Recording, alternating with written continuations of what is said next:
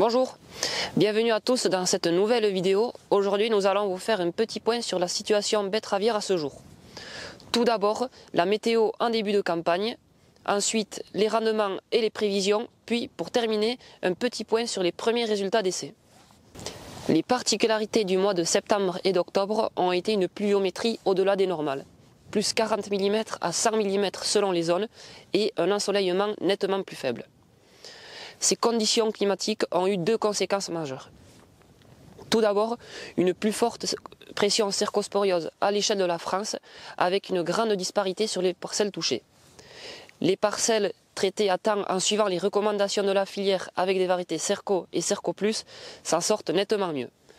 Il ne faut pas faire d'impasse sur les fongicides et être très vigilant quant au timing des traitements. Ces conditions ont eu pour une deuxième conséquence une moindre richesse des betteraves.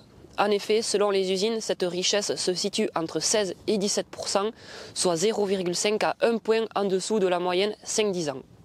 A noter que cette richesse n'a que très peu évolué sur ces deux premiers mois de campagne. Que donne la campagne betteravière en termes de rendement à ce jour? Avec ses richesses faibles, le rendement est décevant et nettement inférieur à la moyenne 5 ans. Le rendement moyen français devrait s'établir aux alentours de 77 à 78 tonnes à 16, avec une richesse aux alentours de 16,7 à 16,8 pour un poids effectif à 73 tonnes par hectare. Ces niveaux de rendement cachent de grandes hétérogénéités entre les parcelles et entre les régions. Globalement, ce sont les semis les plus précoces qui s'en sortent le mieux et les secteurs de Champagne et de la Seine-Maritime. Les conditions d'arrachage ont été bonnes, voire très bonnes sur le mois de septembre, mais beaucoup plus difficiles sur le mois d'octobre, vu la pluviométrie enregistrée en octobre. La tartare a forcément progressé, mais reste malgré tout à un niveau acceptable, puisqu'elle s'établit à moins de 10% en cumulé depuis le début de la campagne.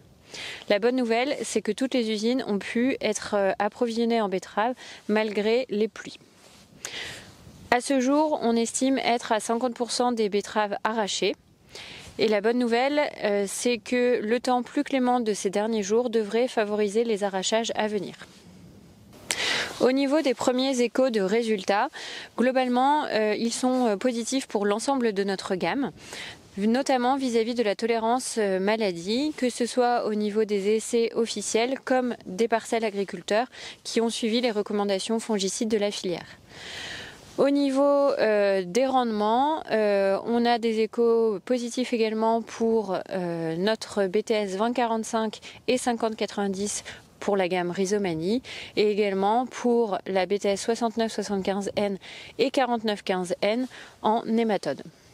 Nous attendons avec impatience les résultats finaux de nos variétés et nous ne manquerons pas de vous tenir informés pour vous orienter au mieux dans le choix de vos variétés pour les prochains semis. Enfin, dernière petite info, le prix du sucre a connu une baisse sensible ces derniers mois, mais au vu des rendements européens, cette tendance pourrait s'inverser, ce qui pourrait être très positif pour le prix des futures betteraves. Merci d'avoir regardé cette vidéo. Nous vous souhaitons une bonne fin de campagne betteravière et de bons semis de blé. À bientôt.